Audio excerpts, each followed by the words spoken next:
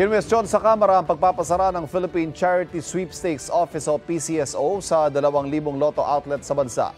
Ayon sa isang lotto agent, hindi raw sila abisuhan na isasara na pala ang outlets nila. Hinala rin nila, pinapabura ng PCSO ang e-lotto. Unang paliwanag ng PCSO, ipinasara ang mga lotto outlet dahil hindi raw umabot sa sales target. Kalaunan lumabas sa pagdinig na wala namang sales target para sa mga agent at may kinalaman sa paglilipat sa bagong sistema ang pagpapasara ng lotto outlets. The reason why around 2,000 agents were terminated was because of the implementation of the Philippine lottery system.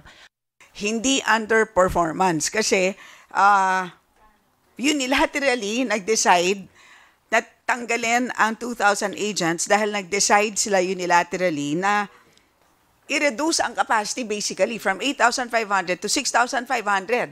Kasi may liwanag na wala naman targets.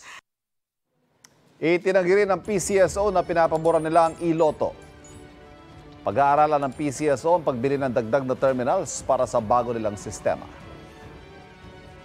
Kapuso, para laging una ka sa mga balita, bisitahin at mag-subscribe sa GMA Integrated News sa YouTube. Sa mga kapuso abroad, samahan nyo kami sa GMA Pinoy TV at sa www.gmanews.tv.